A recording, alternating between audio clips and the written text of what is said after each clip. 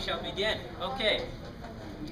So, in terms of new content, this week and next week are very heavy chapters. Okay, they're heavy weeks, and then you'll have a quiz in 2 more weeks, right? So, yeah. So this week and next week are they're very meaty chapters. The third week, so in 3 weeks, it'll be light material and more review on stuff, okay? Going over some of the concepts we covered today and next week. And then after that, it will just be all review. And then after that is the final exam, okay? So it's just a few weeks left, and the end is near. So that means, you know, if you have been suffering through this class, your suffering will soon be over soon.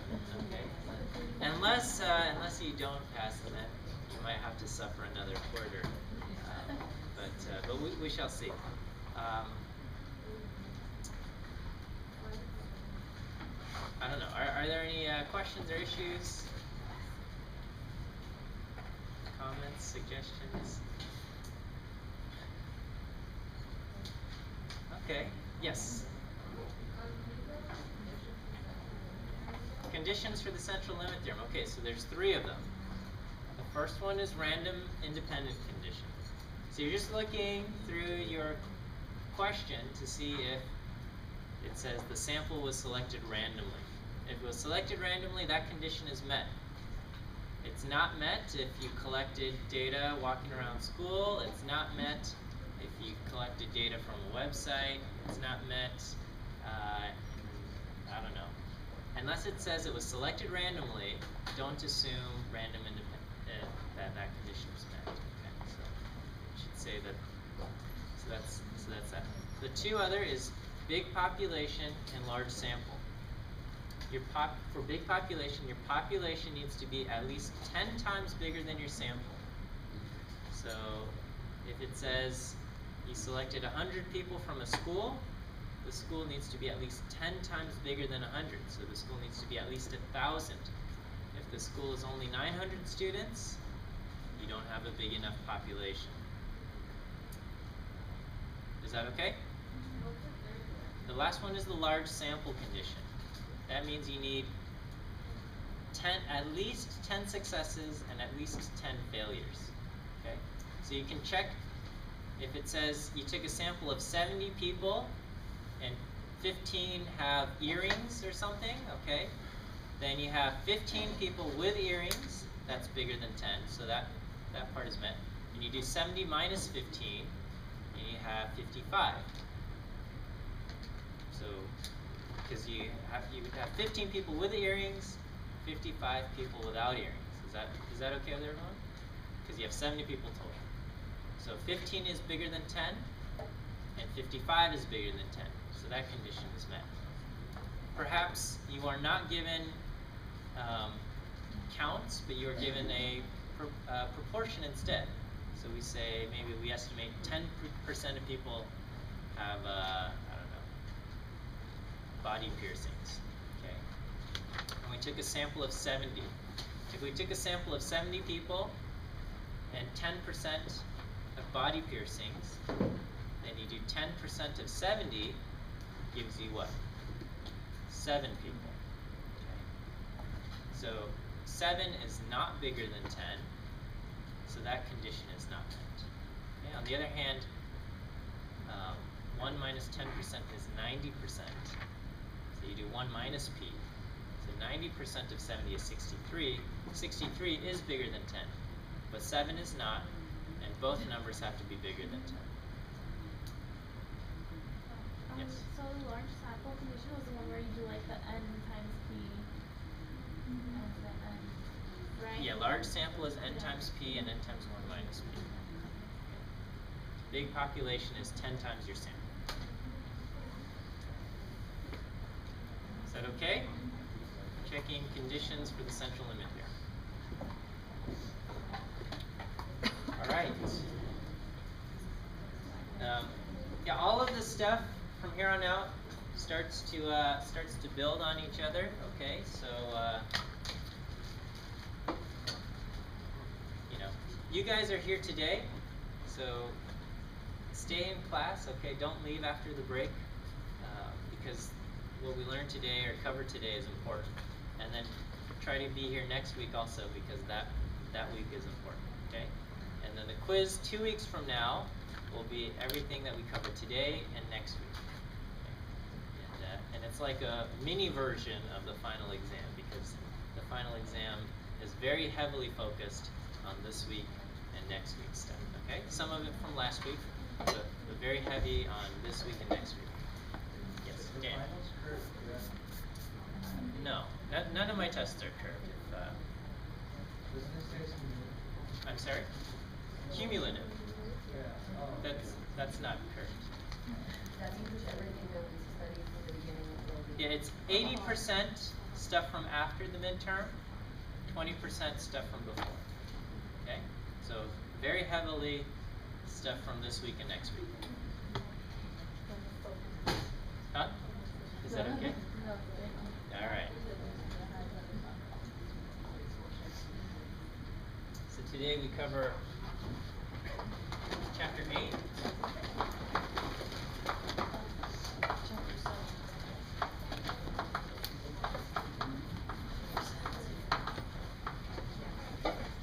And here we're going to do hypothesis testing.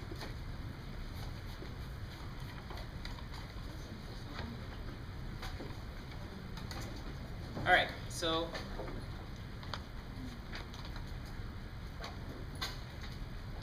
just imagine we go to a casino.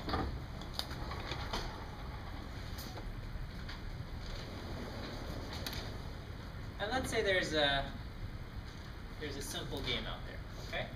Let's say at some casino they have casino coin flip, right? You just flip a coin and you call it whether it's going to land heads or tails, and if you're right, you win money. Okay, so if you bet $1, you get it right, you win $1. Okay, let's just say there's a game, a coin flip game.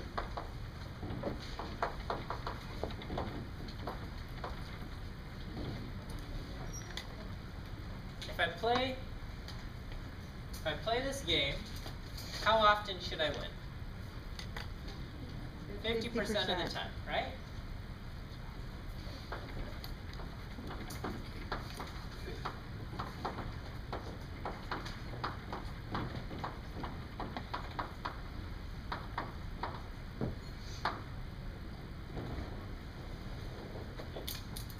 Let's say I play this game 10 times and I win 70% of the time.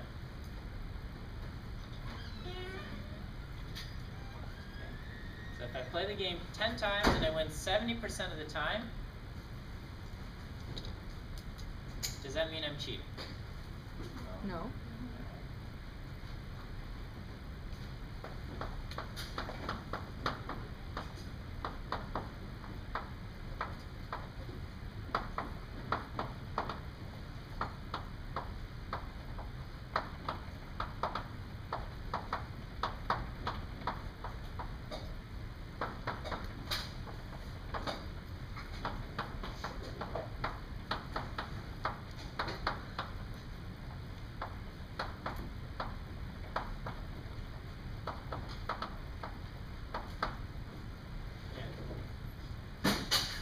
What if I play the game 100 times and I win 70% of the time? Does that mean I'm cheating? No. Or would you think I'm cheating? No.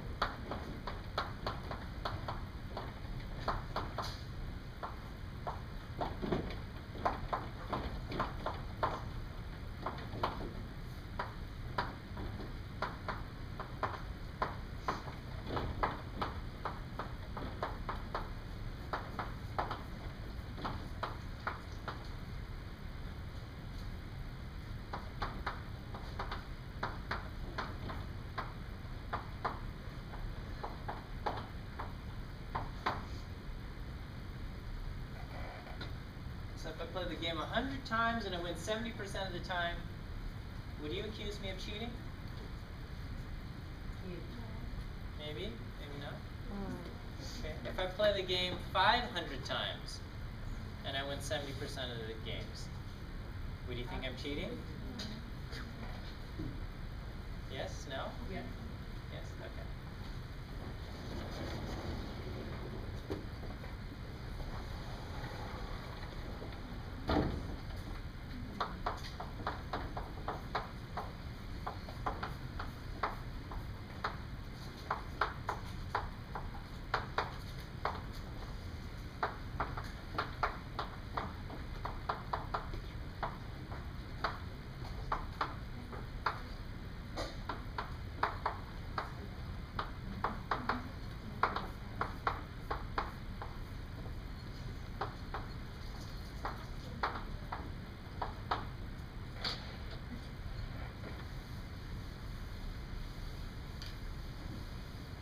Alright, do we understand these three questions, first of all? Okay. Why would somebody even accuse me of cheating if I played 500 games and I win 70% of the games? Would you think I'm cheating? Someone said yes. Okay. Why would you think I'm cheating? Yeah. Because 70% out of 500 is a lot higher than 50% out of 500.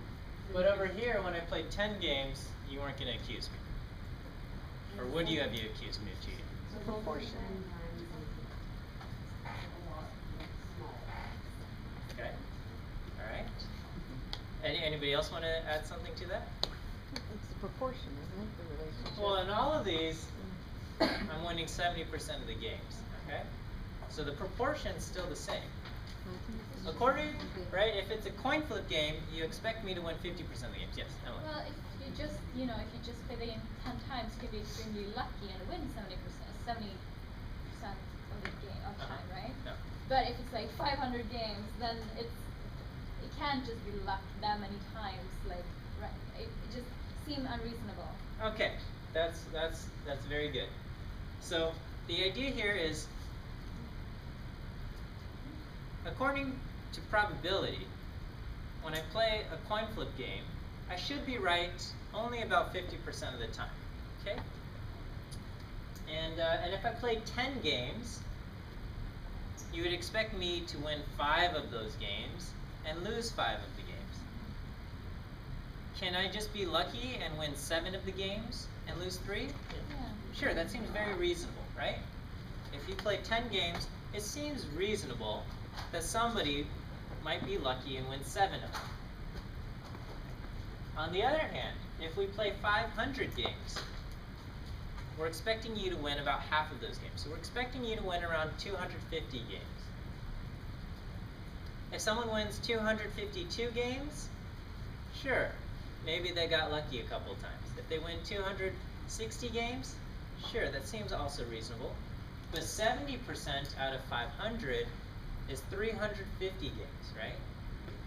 So for someone to have won 350 games out of 500, suddenly that seems very unlikely to have happened just from luck. Can we kind of agree with that? Some of you are shaking your heads. But if you play 500 games, I'm telling you, to be this lucky where you win 70% of the games, to win 350 games just by luck is extremely, extremely, extremely rare, okay? You're probably more likely to win the lottery, for real. And even winning 70 games out of 100 turns out to be pretty unlikely on its own, okay? So this event is likely to happen just from random chance. This event is pretty unlikely to happen just from random chance. And this thing is almost near impossible. Hey, it's not impossible, but it's almost impossible for it to happen just from random chance.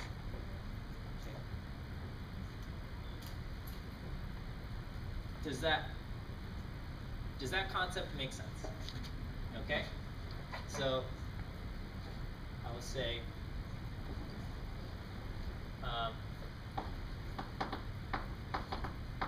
winning 7 out of 10 games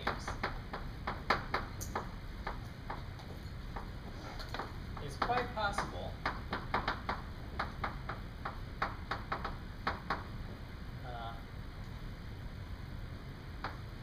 Random chance.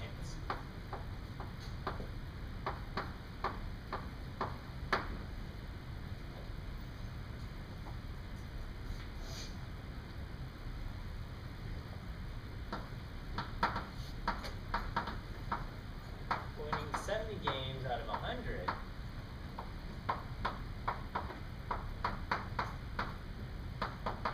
is unlikely to happen.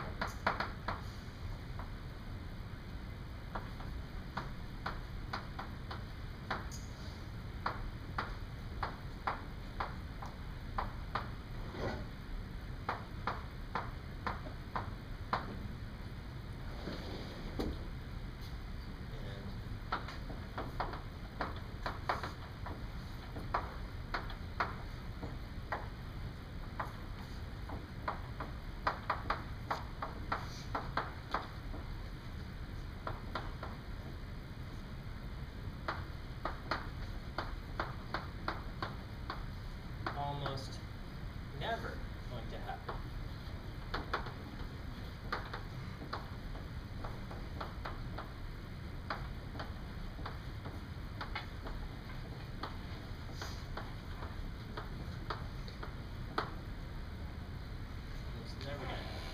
Almost never going to happen.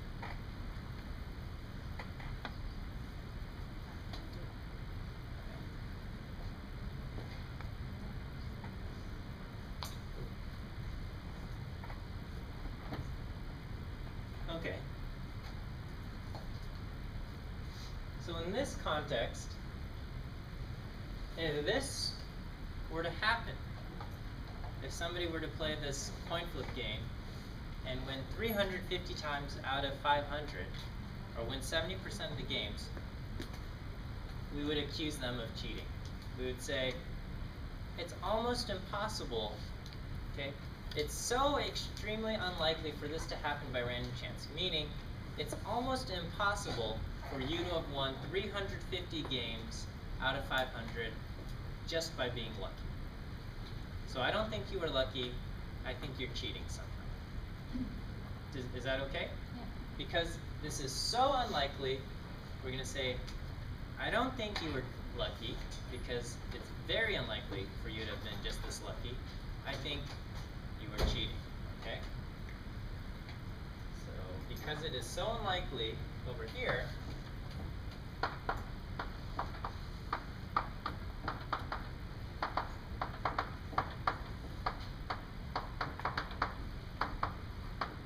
unlikely to happen by random chance,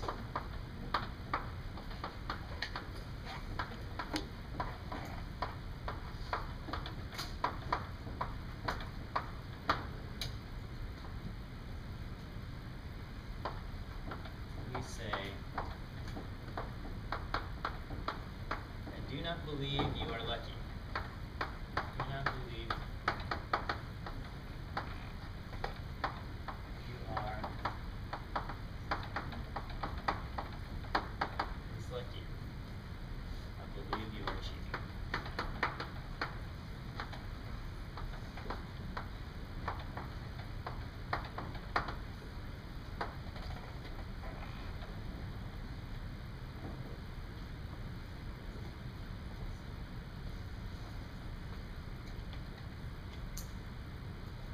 Okay.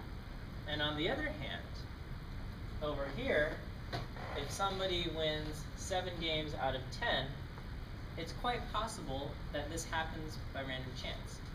Does that prove that this person is innocent and not cheating at all? No. Okay? It's possible that this person is cheating, and that's why he or she won 7 games out of 10. However, because they only played 10 games, that person can say, no, I was just lucky, and that's a perfectly valid defense. Okay? And there's no way to know if that person was just lucky or cheating. Okay? So winning 7 games out of 10 happens to quite a few people just because they were lucky. And so because it happens quite a bit, we will not make the accusation that this person is cheating. Okay? Because winning 7 out of 10 can happen quite a bit.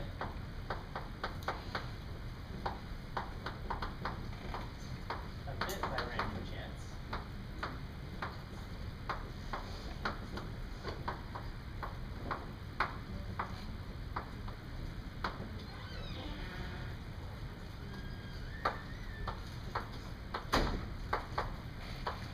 We would not accuse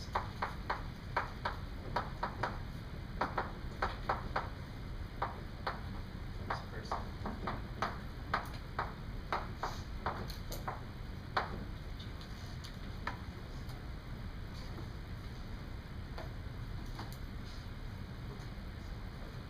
Alright, is that okay? Okay, so this is hypothesis testing in a nutshell, okay? Except it gets a little bit more complicated with math involved and things like that. But this concept starts off the same, okay? We ask a question and we look at the data and we say,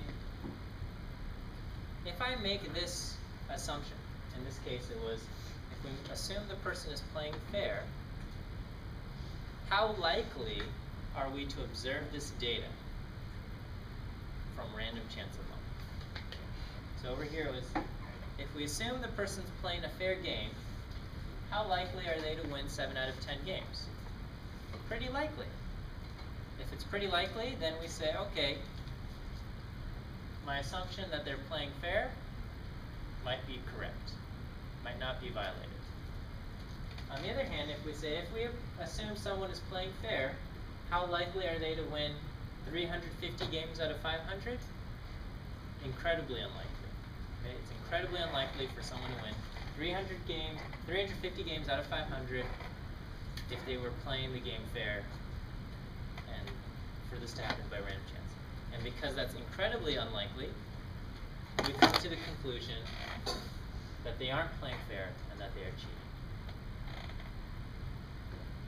So I want that to sink into your brain before we move on. Okay? Are there any questions?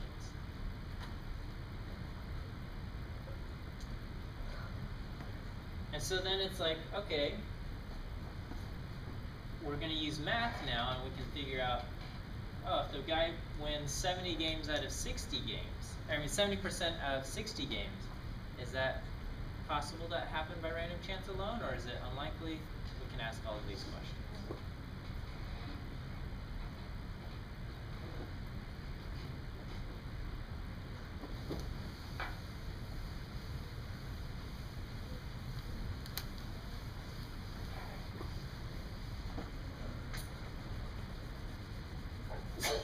If someone plays 10 games, what's the probability that they win 7 out of 10 games?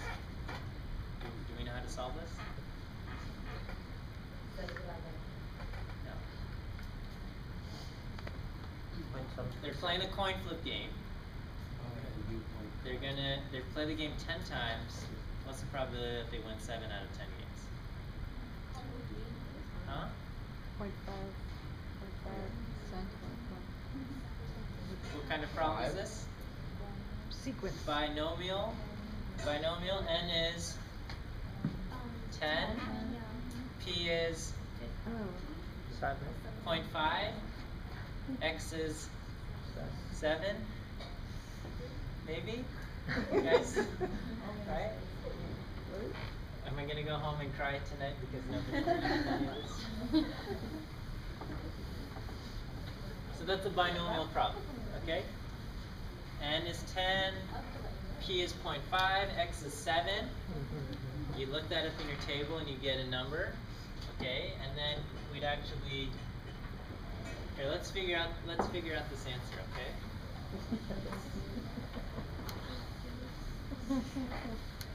So if somebody plays 10 games of coin flip What's the probability that they will win 7?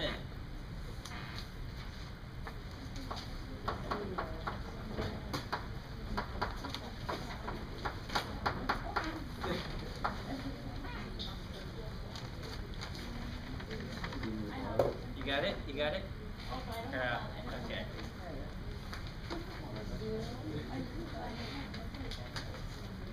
Do we have an answer?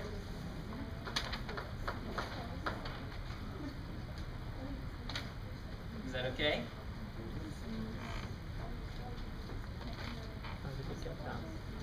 Right? What's the?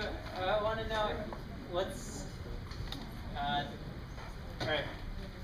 What is the probability of winning 7?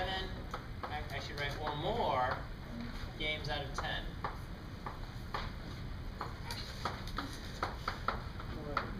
Of 10 point-food games.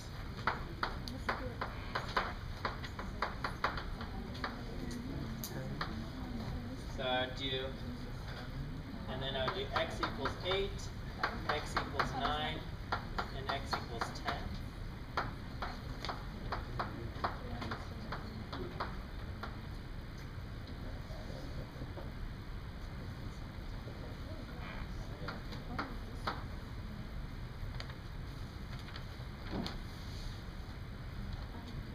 And yes. Are we gonna have problems like with the whole hypothesis thing that we're gonna have to use chart? No, probably not. Or you I just like wanted to reviewing? make sure you guys remembered the binomial, which it seems like 0 of you did, maybe 2 of you did. Okay. All right. So this turns out to be about around 17%. Okay.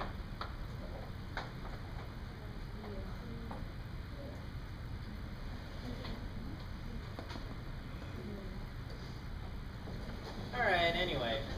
Wait, Huh? what were the X's? Okay, so I'm asking, right, here it's that if somebody wins 7 games out of 10 and we accuse them of cheating, we would also accuse the person who wins 8 games out of 10, 9 games out of 10, and 10 games out of 10 of cheating as well, right? Yeah. So the so we're asking, if somebody were to play fair, what's the probability that you'll accuse them of cheating? That's another way of asking, what's the probability of somebody winning 7 or more games out of 10 if they're playing fair? So that we have n is 10, p is 0.5, and we have x equals 7, 8, 9, and 10. I look those up in the table and I add those up and I get about 17%.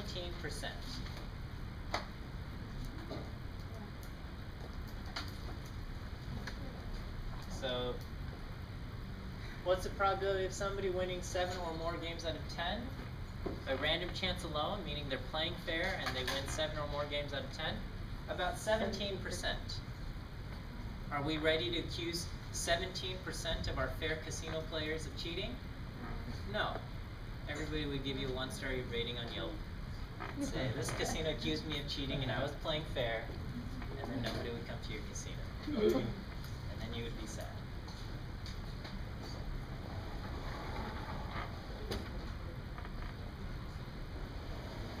So you don't want to do that. Okay?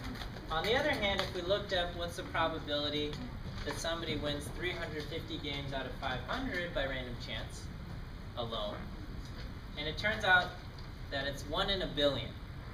Okay?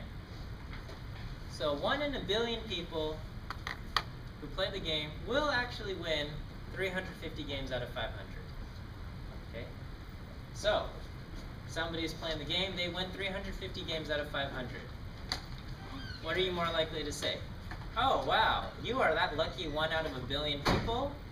Or, something fishy is going on, I think you might be cheating. Okay, so Pat here would say, oh, you're just lucky, you're 1 of a billion. Congratulations, okay? I would probably say, I don't think you are the 1 out of a billion, considering only 10 people came to my casino today. I think you're cheating, okay? So we will do that. Is that okay?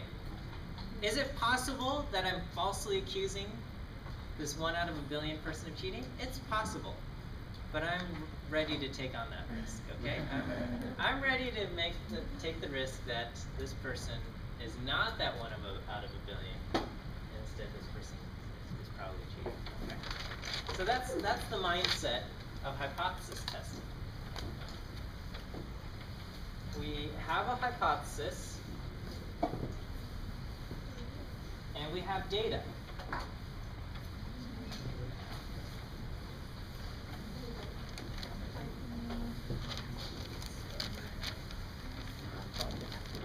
And we ask, if I assumed this hypothesis were true, what's the probability that I would end up with this data?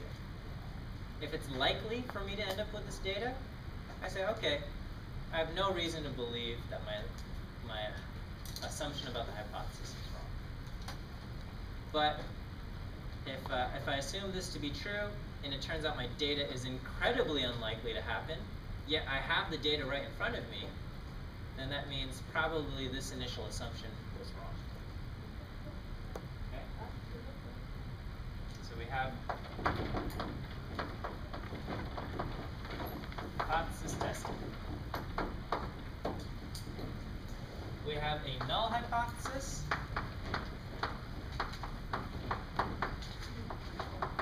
and an alternative hypothesis.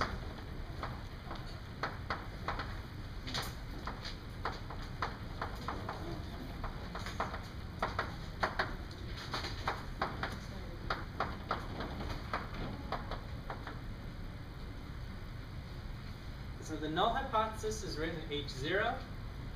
The alternative is written HA.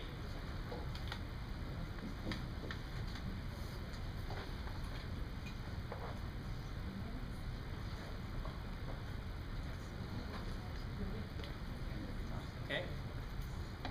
Our first hypothesis test that we're going to learn is a hypothesis test for one sample dealing with proportions. Okay. So one sample proportion hypothesis test.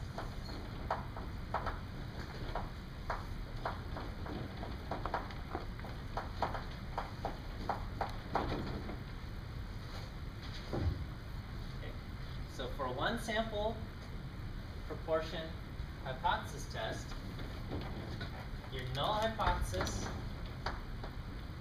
is P equals some number. Let's say 50%, and your alternative is P doesn't equal that same number. So whatever number you use up here, you use down here. So the null hypothesis always has an equal sign.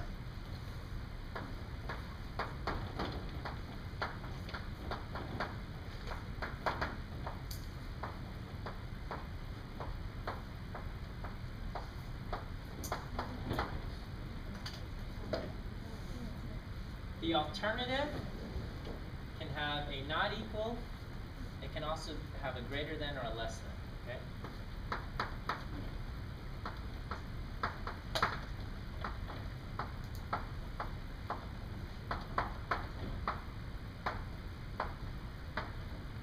Okay, so we could have the alternative be P is greater than 50%, or the alternative could be P is less than 50%, okay, or P is not equal to 50%.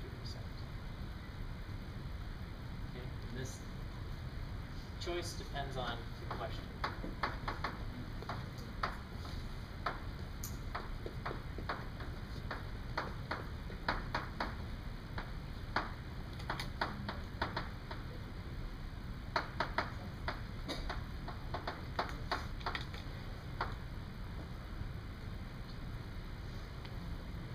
Whether you use not equal, greater than, or less than, it depends on how the question is written.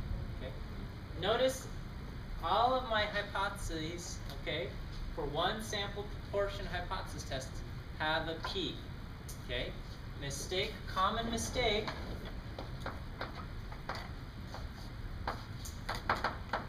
I see people write the null hypothesis is equal to 0.5. This is wrong. Do not do this. It is, you have to write the null hypothesis states, or colon, p equals 0.5. Okay? The null hypothesis is a sentence, it's a statement. It's not a value. If you say the null hypothesis equals 0.5, that's wrong. You lose points.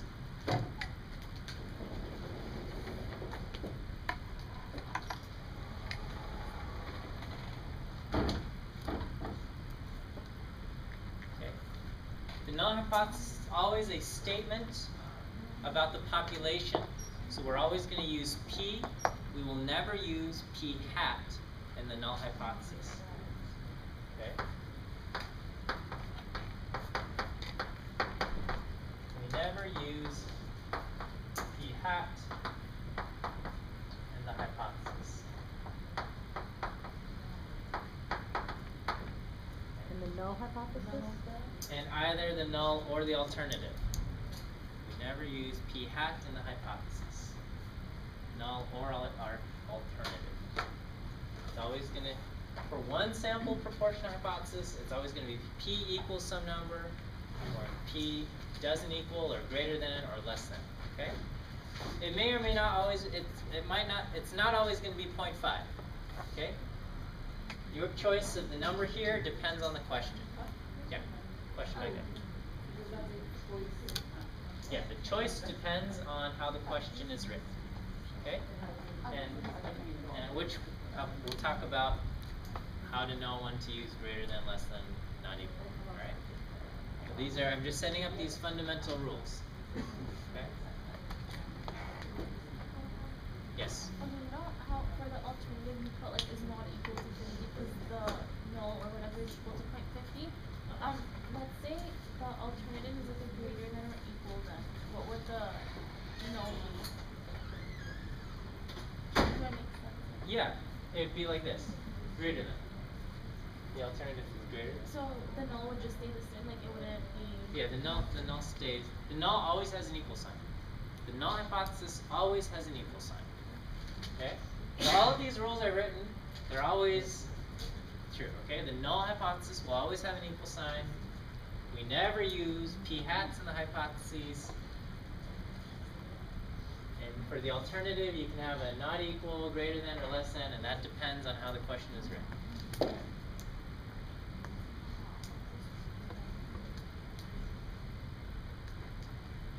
Okay, so let's try a question out. Okay. Alright, so a person plays the coin flip game.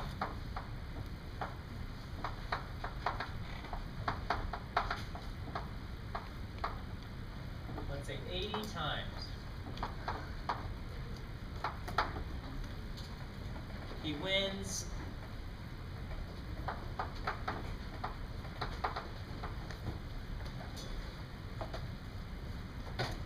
say 75% of the games.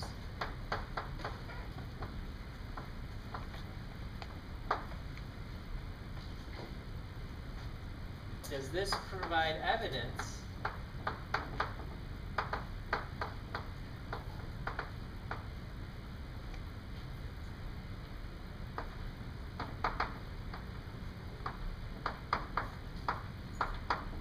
that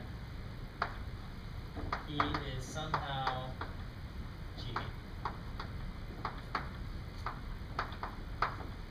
Okay. Or in other words,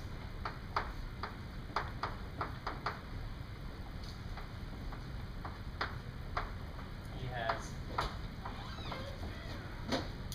changed the probability of winning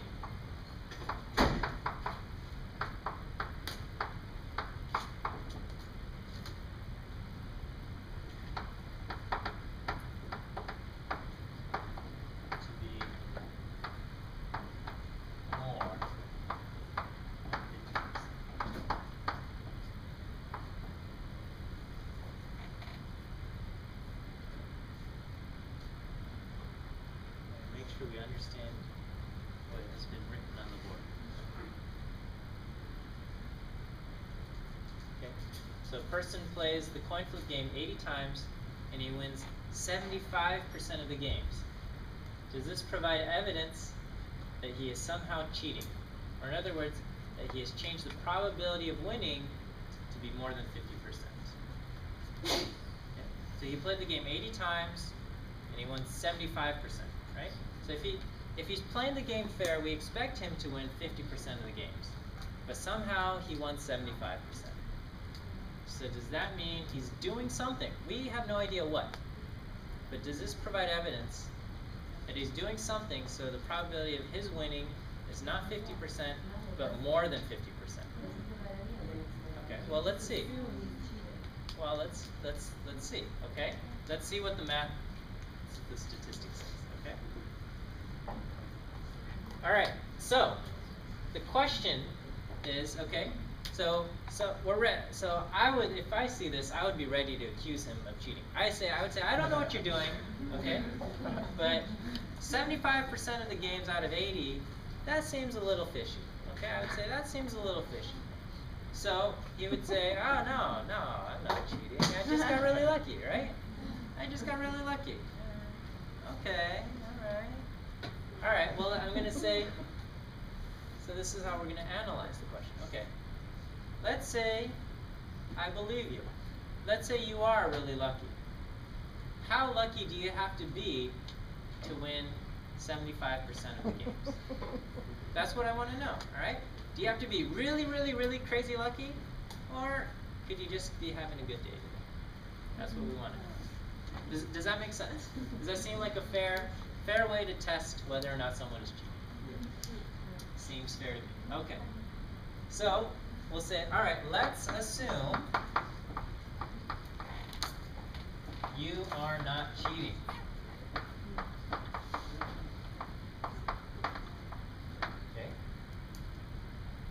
What is the probability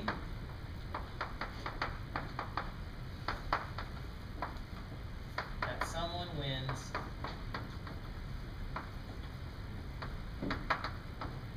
75% of the games? Okay? He played 80 games.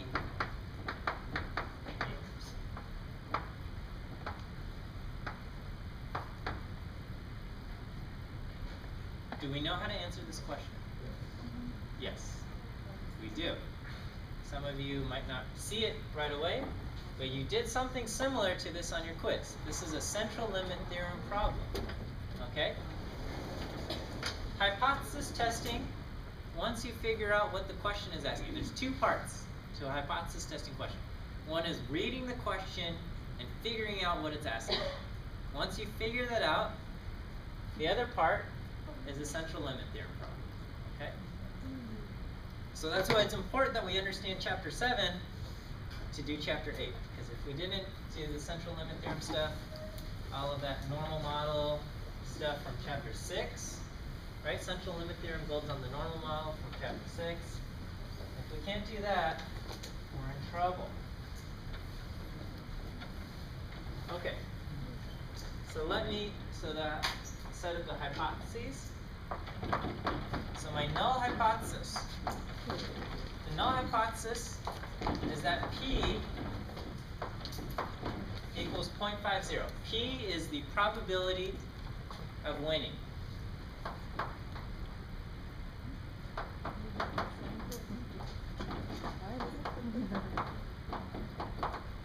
Winning the game.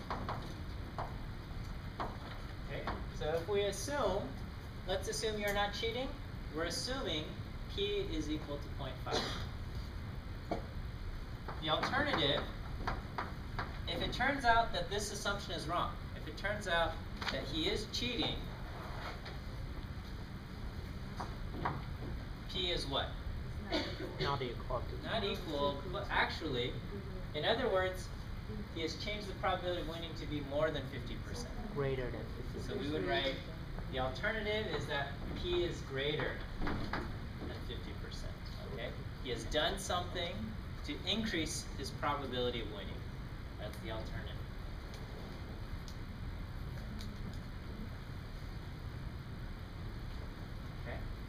So what's the probability that someone wins 75% of the games?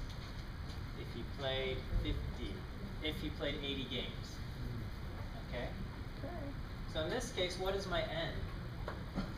80. N is 80. Okay, what's my standard error?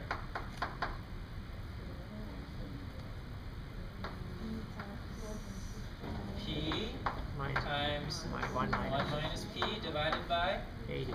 N. Okay, so I would write P is what? P is 0.5. 0.5, right? 1 minus 0.5 divided by 80. I don't know what this is.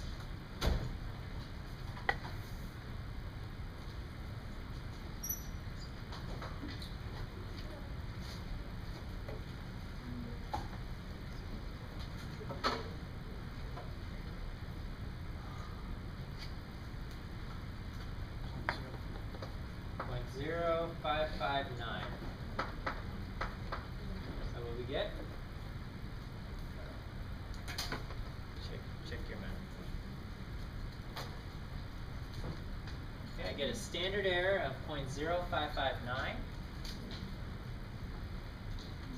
Just want to make sure everyone's following me so far. No one's going to ask me, where did this 0.0559 came from? After I'm done with the problem. Okay. Alright. And we want to know what's the probability of getting 75% or higher. So what do? I draw, yeah, we get a z-score. So what goes in the middle? 50. 0.50. And I'm drawing a line where? 0.75. So my z is equal to 0.75 minus 0.50 divided by 0.0559. What is my z-score?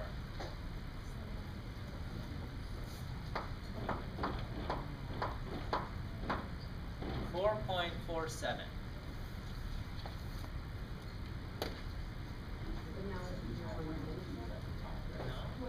So my z-score is 4.47. What does that mean? That I am 4.47 standard deviations Above them. away from the mean. Is that a lot or not? That's a lot, right? Can we find the area beyond 4.47 in our z-table?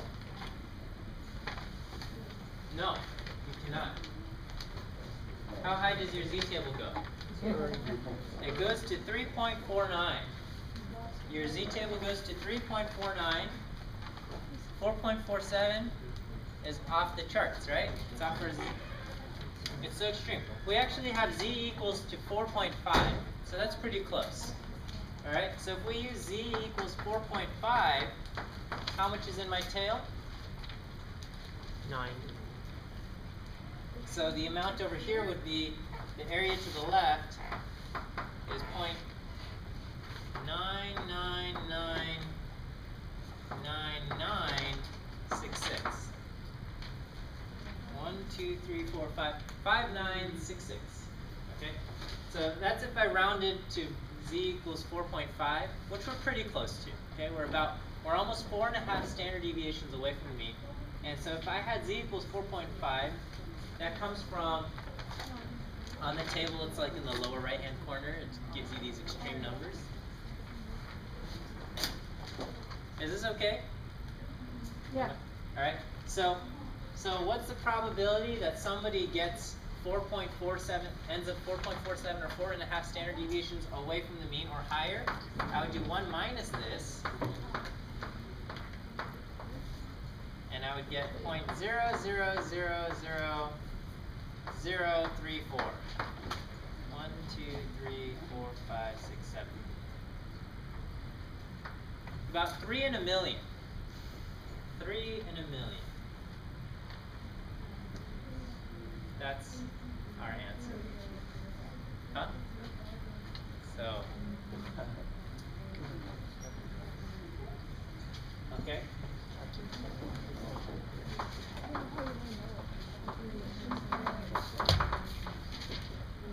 really get that lucky? Huh? Do you really get that lucky? Yeah. So this is where we are. Okay. I did the math. All right. So let's go back to our original question.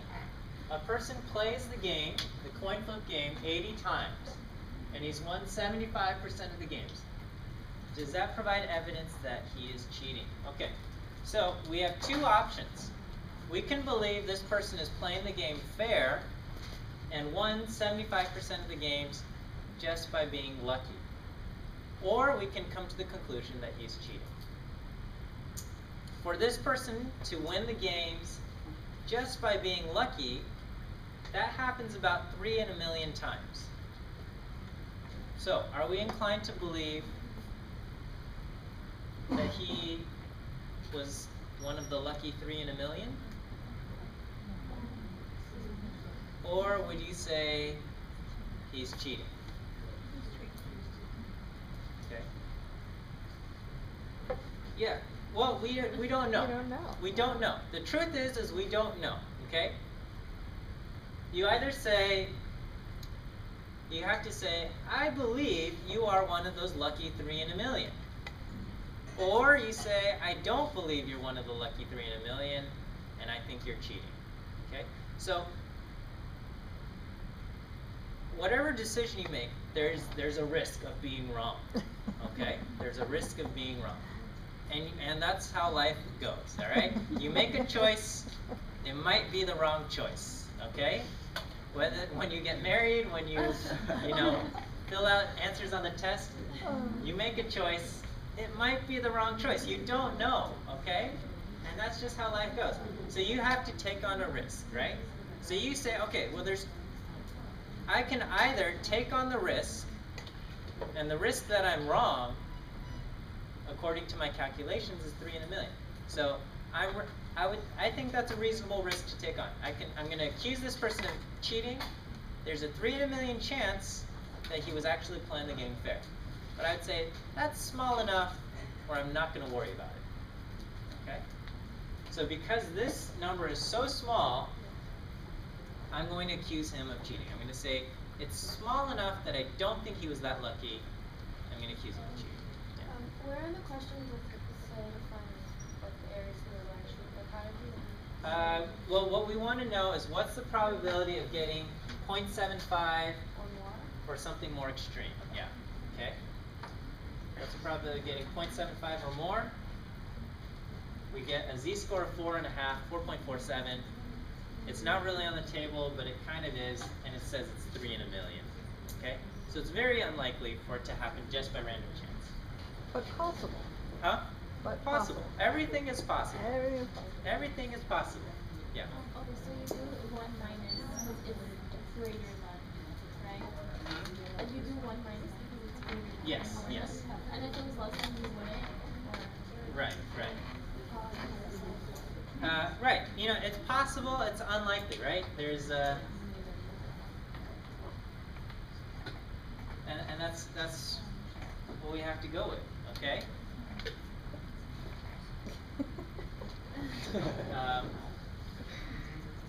I'm trying to think what a good example is.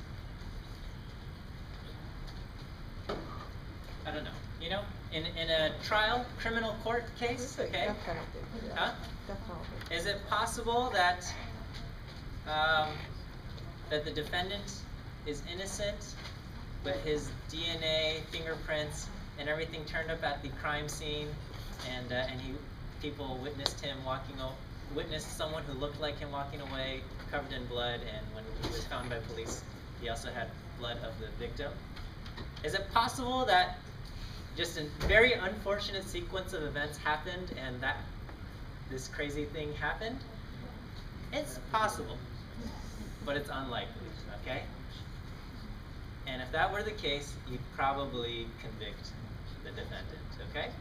And that's where we go, right? Unless the defense has this amazing story that says like, oh, all these crazy things happened, and that's why all of these things looked this way, But if we look at it, is it possible Yeah, but it's so incredibly unlikely for that story to have happened that I conclude this person is guilty. Okay? That's un-American. What's that? It's un-American. Is that un-American? No, we say, you know, beyond a reasonable doubt, right? Beyond a reasonable doubt. So if there's, you know, an inkling of a doubt, but not a reasonable doubt, then you can convict, right? Because you'll never know anything for 100% sure. 100%. All right. So anyway, this probability. Okay. So the probability that someone wins 75% of the games by random chance alone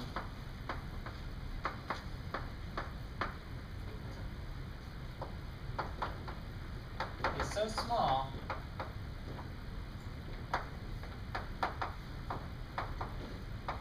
that we reject the hypothesis that he is playing fair.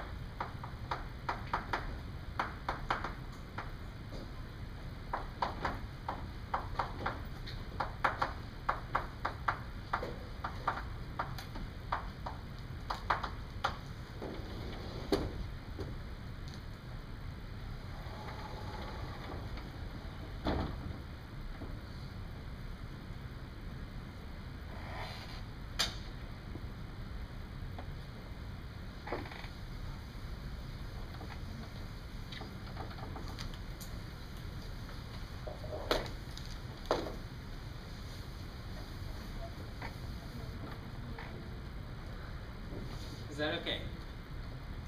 All right, let's try another one. Okay.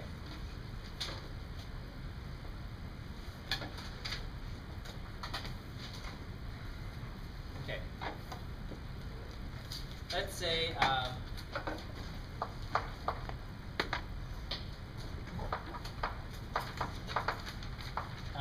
the national proportion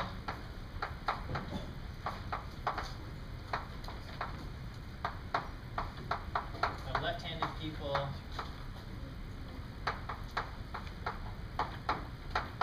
is, let's say, 15%.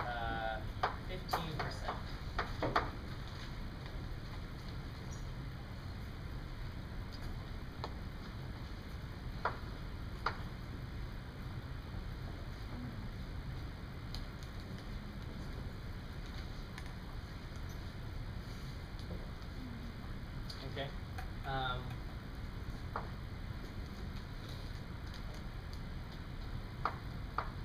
We have a group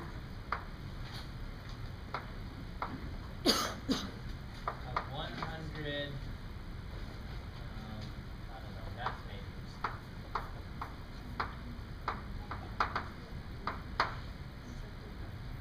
19 of, we'll say 18 of them are left-handed.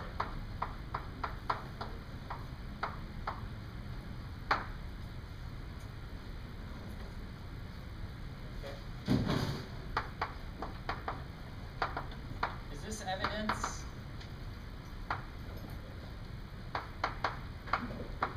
that a different proportion, a proportion other than 15%,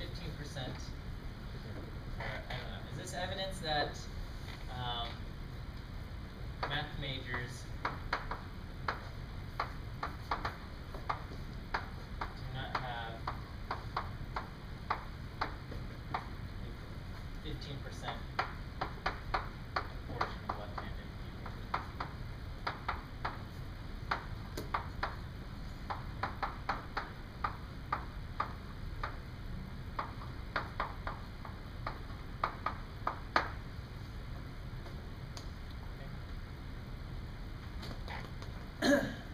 So we want to know, all right?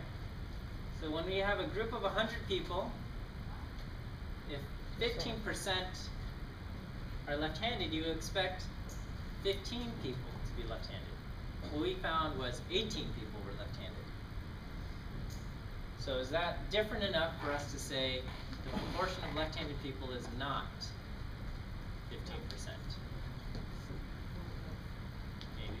Okay, well let's do the math, okay?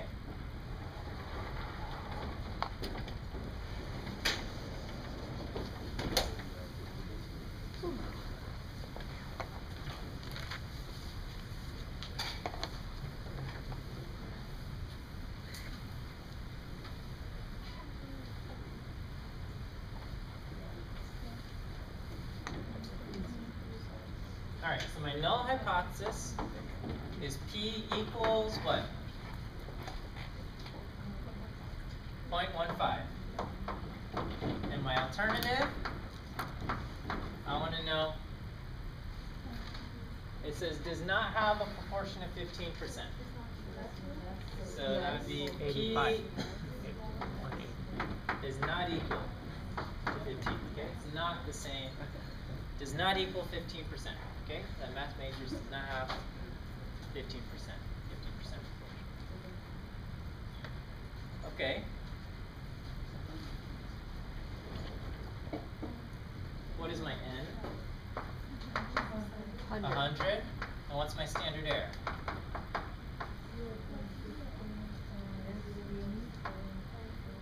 .15 times 1 minus 0.15 divided by 100.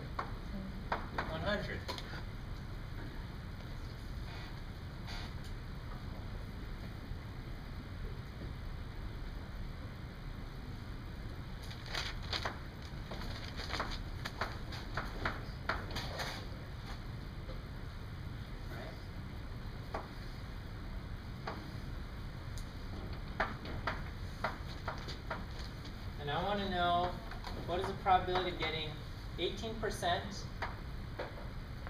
or something more extreme. Okay. So my z-score is 0.18 minus 0.15 divided by 0.0357. And I get a z-score of 0.84. When I look up 0.84, I get 0.7995. So over here, I have 0.2005.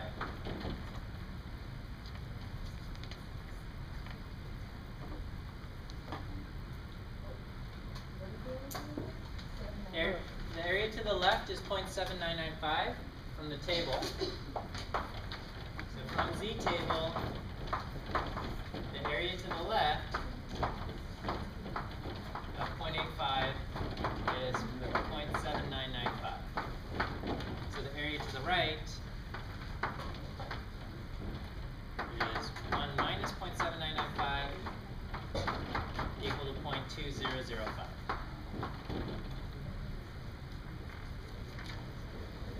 Okay, rule.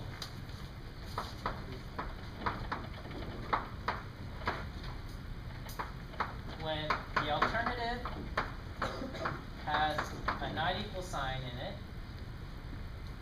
you take the area and the tail.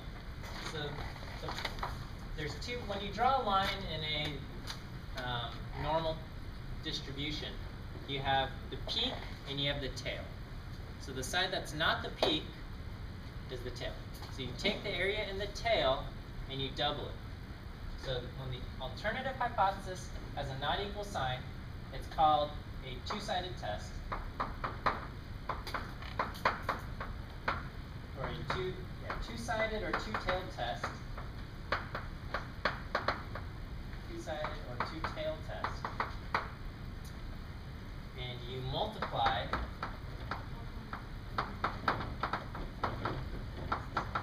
the area and the tail by 2.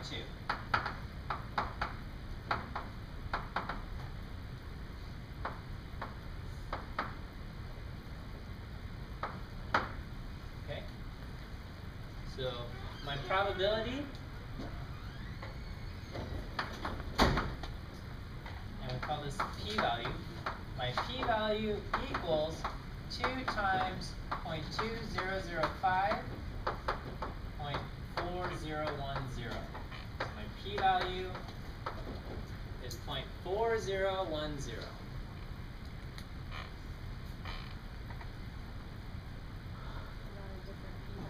got a different p-value? You got No, it? is that, like, that doesn't stand for the same P as. Yeah, the p-value, this is I'll put a definition for the p-value up in a moment.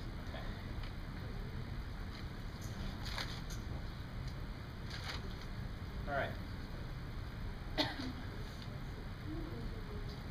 The rule says when the HA has not equal, it's called a two-sided or two-tailed test. And you multiply the area and the tail by 2. That's the rule. Oh, area in the tail.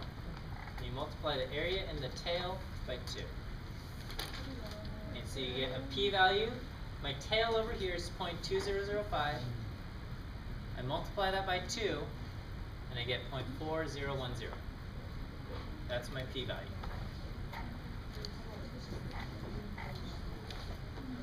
Why do you call it the tail? It's just called the peak and the tail. So So it could be, the tail could be on the other side too. yeah, the tail could be on this side also, Oh. right? So that's essentially what we're doing. We're finding this tail and we're multiplying by 2, so we're getting both tails. So that's why it's called the two-tailed test. Yeah, Pat. Okay, so the p-value is the math majors that aren't left-handed? Is that what it's saying? No, that's the probability of getting our data if we assume the null hypothesis to be true. I'll write the definition up in a moment.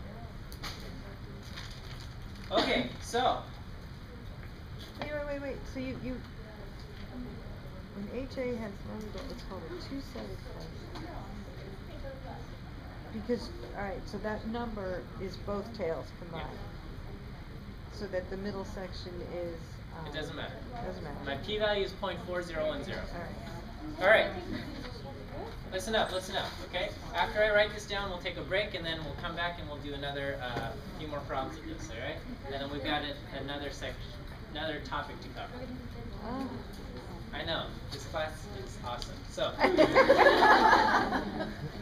p-value 0.4010. That means if the proportion of math majors really is 15%, and I took a random sample of 100 of them, and the probability that I get 18 of them or more to be left-handed, just from the random sampling process, that happens about 40% of the time. Okay? So, right, if 15% of math majors are left-handed, when you take a sample of 100, you expect that 15 of that sample would be left-handed. But you might get more, you might get less. How often are you going to get 18 of them to be left-handed, or 18% of them to be left-handed? 40% of the time. That's what this p-value is. Okay? So, I'm going to write this. If math majors have a proportion of left-handed people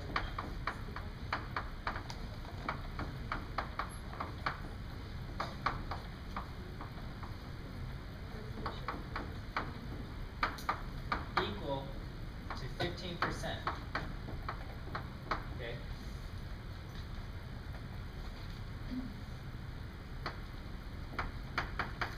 We expect 15% of our sample to be left-handed.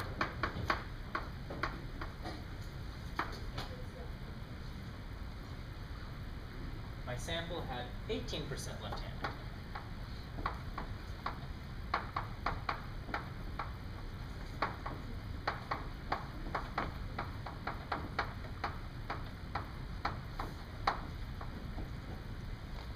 How often does that happen, or how often does that or something more extreme happen?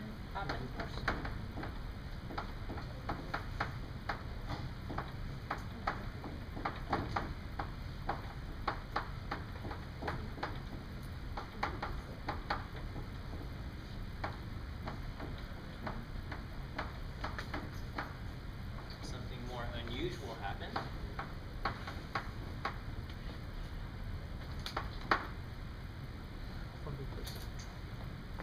40.5%.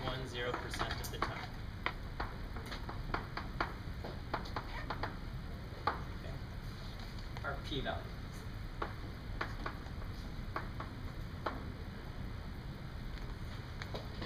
Okay, so it happens 40% of the time just by random chance. So what do you conclude? So does that mean our math majors is not 15% left-handed?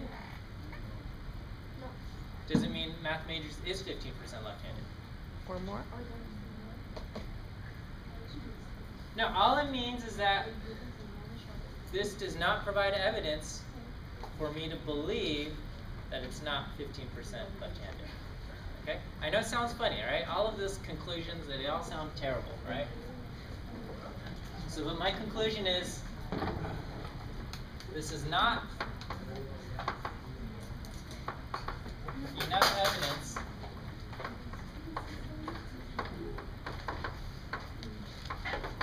to say math majors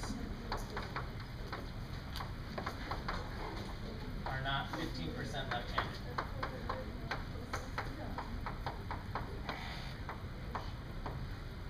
Okay.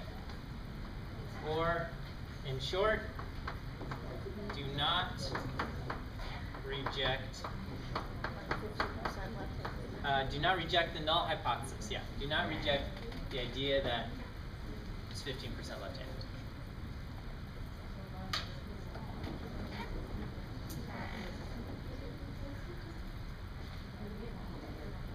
All right, finish writing that up. We'll take a 10-minute break.